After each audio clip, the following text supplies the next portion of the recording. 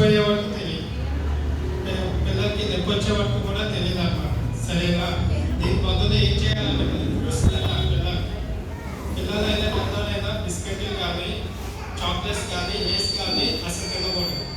సరేనా? ఇంకోటి ఏంటంటే పళ్ళు తోమే విధానం, పళ్ళు అడ్డంగా తోమడం అనేది తప్పండి. సరేనా? పళ్ళు ఎప్పుడు అడ్డంగా తోమకూడదు.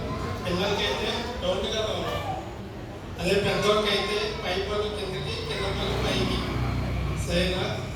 పళ్ళు అనేది ఓన్లీ తింటాకే అనుకుంటారు అందరూ, తినడానికే కాదు అందరికీ కూడా ఉపయోగపడతాయి. ఇంకోటి మాట మంచిగా రావాలంటే ముందు పళ్ళు అనేది కంపల్సరీ. అందుకనే మనం ఎప్పుడు పళ్ళ మీద కూడా జాగ్రత్తగా ఉండాలి.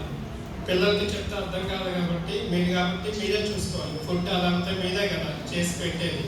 మోస్ట్లీ జంక్ ఫుడ్స్ మనకి అసలు పెట్టండి, చాక్లెట్స్ కానీ లేస్ కానీ అన్నీ. సరేనా?